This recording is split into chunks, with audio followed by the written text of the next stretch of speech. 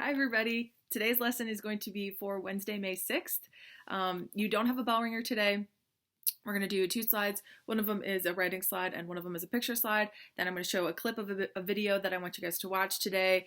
If you had me last year, we watched it last year, but it's always a good refresher and it's a good video. Come on, all the videos that we watch, they're great videos. A quick reminder before we get started into the notes though, Thursday, which tomorrow, Thursday, we have a Twilight Zone live stream. It's going to be on Canvas under the conference tab, and it's going to be at 3 o'clock. So we're going to watch a Twilight Zone episode, talk about it, and it's going to be really great. So be there, 3 o'clock Thursday tomorrow. Okay, so let's recap some of the stuff that we've talked about last. We got to talk about Joe McCarthy, good old Joe McCarthy, the worst person ever, and McCarthyism, right? We have our picture of him waving around his confirmed list of 205 communists, right, working in the State Department. So McCarthyism is the act of falsely accusing somebody, blaming somebody or some entity of something that you don't have any evidence for. And in this case, he was doing this and it was spreading more fear and it was increasing anxiety over potential communist spies and just like the whole overall like, oh gosh, like we're in the middle of this nuclear war and this nuclear tension and this arms race between us and the Soviet Union. And he just made things worse, especially because he worked in the federal government. So when your federal government starts targeting people and conducting investigations, you have the House Un-Americans Activities Committee, that makes us as a people very scared. I mean, this is your federal government and they shouldn't be targeting you and, putting you on trial and stuff. And so how do you convince somebody that you are not a spy? Even if you do manage to convince the council, like we said, or the jury and the judge, then your life is still ruined because you are still looked at like, oh God, like they must be a really good spy. They just convinced the United States government that they're not, So it's still going to ruin your life some way or another. So that's Joe McCarthy and McCarthyism. He ended up drinking himself to death and he died. So his career was over once he started to blame the military. Terrible person. Watch the TED Ed video if you have not. It's a great one. So the slides that we're doing today, we are doing slides 38 and 39. Slide 38 is titled Atomic Defense, and you have two vocab words, nuclear fallout and duck and cover. So we're going to watch a video. Good old Bert the Turtle is going to make an appearance. So, okay, atomic defense. The American people also took a hard look at the educational system. Many wondered whether a decline in the nation's schools had enabled the Soviet Union to surpass the U.S. in technological achievement. So I think I mentioned this before, but we have the educational system that we have today because of the Soviet Union and this arms race and the space race that we've been involved in with them during the Cold War, And the Soviet Union was advancing a lot. They launched Sputnik into space, and they're orbiting around Earth, and they're learning all this stuff. And it's like, oh gosh, like how did they get there before us? So we decided to push very hard, like at math and science, and our students must be smart, and they must grow up to be mathematicians and scientists and work for NASA, right? Because we can't fall behind in this race, arms race and space race with the Soviet Union. So we have the educational system that we have today because of Sputnik. Not so much like the testing or anything that happened under George W. Bush with the No Child Left Behind in 2001, but the idea of like math and science is like our main things here. They're the most important subjects, which are disagreeing with history.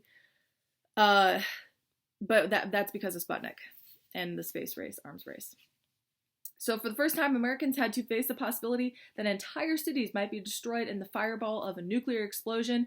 So after we dropped the atomic bombs on Hiroshima and Nagasaki, we realized like, okay, these are the effects that people experience. They have radiation. This is the destruction that these weapons can cause. And so we actually learned a lot from using those weapons, which is super unfortunate because like lives were lost, but we learned a lot. And then we also learned that there's something called nuclear fallout, which that's a vocab word. Streams of radioactive particles produced by nuclear explosions.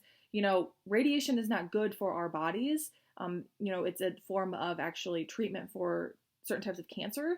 And you'll see like the effects of that. You know, people start to lose their hair, they become very sick, very weak. You know, it's not meant for us. Like humans aren't meant to take that and breathe it in and experience that. Our bodies can't take that in large quantities, and it has to be done in small portions, right? Like, of course, doctors do that and they're the ones regulating it. But when there's a nuclear bomb, you can't control the radiation in the air. And a lot of people didn't know that that was a effect of nuclear bombs until Hiroshima and Nagasaki. And we're like, oh God, like there's birth defects and people are developing different types of cancers and things. So, and they're dying, you know, it's not good. If you didn't die by the blast, you would die by the radiation. So people are going to get more worried about that, because let's say, okay, we live in Galion, Ohio. That's not going to be a target for the Soviet Union, but maybe Washington D.C. is probably, right? Or maybe New York might be.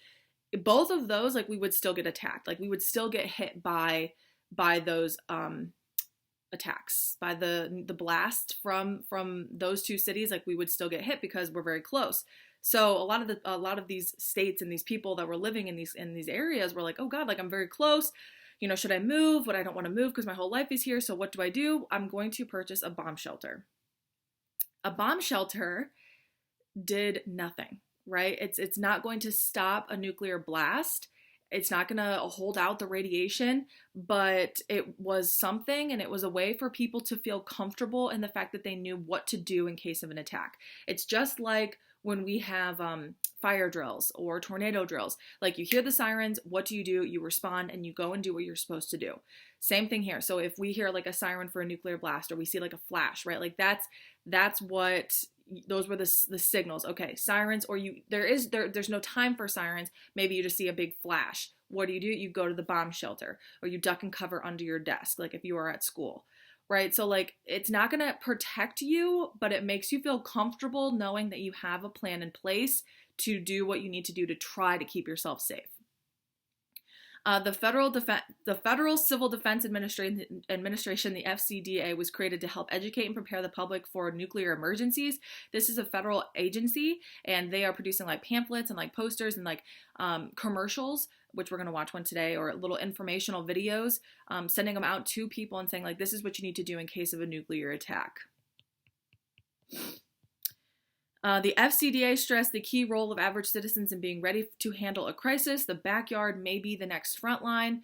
You know, it's not inducing panic so much as trying to force and push people and scare people enough into being ready and forming a plan in case of an attack. And this happens today too. Like, you know, people are going to take advantage of like a terrible situation. So think of like school shootings. There are companies out there who are now producing, like, you know, the glass piece, like on school doors, like on my classroom door, there's like a glass and I can see like outside into the hallway. Well, now companies are making like bulletproof glass for right there, just for school doors. Or there's like security systems when people walk into schools and like, I don't know, if a predator or like an enemy like walks into a school building, like it can shut down, or I don't know, call the police right away. There are systems out there for potential like school shooters and how to stop them.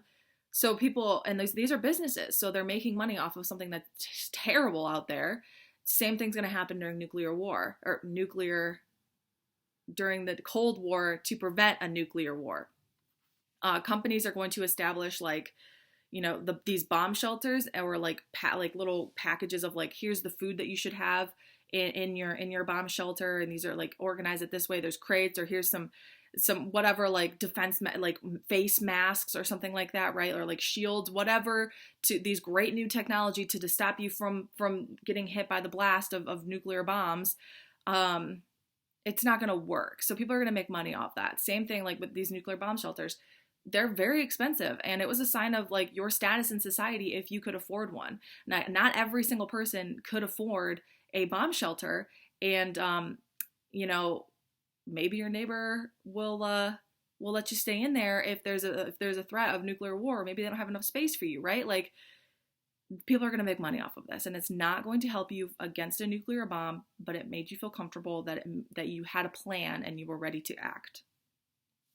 Booklets were issued, How to Survive an Atomic Bomb, and educational films such as Duck and Cover, Bert the Turtle taught school children techniques for protecting themselves from the deadly effects of nuclear blast. My mom, this is not long ago, okay? My mom practiced duck and cover drills when she was in school. She remembers being an elementary school student and the sirens would go off and they would duck and cover under their school desks. This is not long ago at all. Here we have the Bert the Turtle, and we're going to watch the video clip in a little bit. We have public shelter signs. These could be anything from like rec centers or like the YMCA gym or something like that.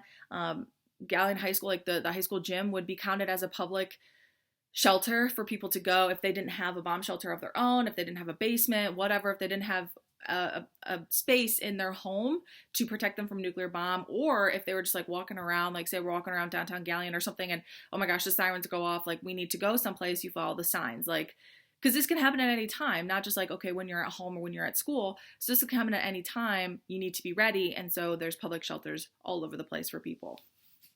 Here's a bomb shelter. Oops. Here's a bomb shelter down here, and you'll see like the family's got food and like blankets and things to kind of, and like beds to keep them safe, or, you know, they have to stock up because they don't know how long they'll be down there, right? Like, you can't prepare for these types of things. Like, you can prepare as much as you can, but you never know how long this is going to happen, when it's going to happen. It's a scary feeling, and people are very anxious. And then you have school children ducking and covering under their desks. Okay, so don't forget to write a summary for that slide. I'm going to show parts of the video, duck and cover. I'll put the link in the live agenda, of course, and the discussion thread.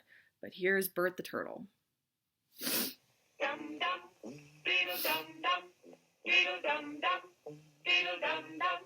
There was a turtle by the name of Bert, and Bert the Turtle was very alert. When danger threatened him, he never got hurt. He knew just what to do. He ducked and covered, ducked and covered. He did what we all must learn to do. You and you and you and you, duck and cover. Be sure and remember what Bert the Turtle just did, friends, because every one of us must remember to do the same thing. That's what this film is all about. Duck and cover. This is an official civil defense film produced in cooperation with the Federal Civil Defense Administration and in consultation with the Safety Commission of the National Education Association. That's the agency we Produced talked by about. Archer Productions Incorporated. FCDA. Hey, Bert, come on out and meet all these nice people, please. Oh, all right. We really can't blame you. You see, Bert is a very, very careful fellow. Danger. This is the way he keeps. So that's for little kids, and they would watch that and they'd be like, okay, I know what to do, just in case. I know the signs, like there's a flash or there's a siren. They have an example for a lot of different scenarios, like what if you're just walking in the school hallway. And what to do if the flash comes when you are not in the classroom. This is what to do if you should be in a corridor. You duck and cover tight Right. against the wall this way. Remember Duck and to cover in the middle of the hallway. Oh, there's this one. What if you're just walking down the explode street? right then. It's a bomb. Duck and cover. Right? All Throw the yourself time you against a know brick what to do. wall. All There's my favorite. What if you're at the park? and to do the right thing if the atomic bomb explodes. Duck and cover. Cover up under the blanket, This newspaper. family knows what to do, just as your own family should. See, They so know that even a thin cloth a thin helps cloth. protect them. Even a newspaper can save you from a bad burn. But the most important thing A of all is newspaper to duck. can save you from a bad burn. A newspaper, right? This isn't gonna keep you safe, but the idea that you have a plan makes people feel comfortable, and it's a comforting feeling to say, all right, I know what to do in any situation, anywhere that I'm walking, if I'm at the park, maybe if I'm at the grocery store, whatever, if I'm at school, I know what to do, and that is a comfort for people. I'll post these links for you to watch. I also have a commercial that I want you to watch as well. In the discussion thread, I'll post it, and on the live agenda. So that's all I have for you guys. Twilight Zone, get ready. Bye, guys.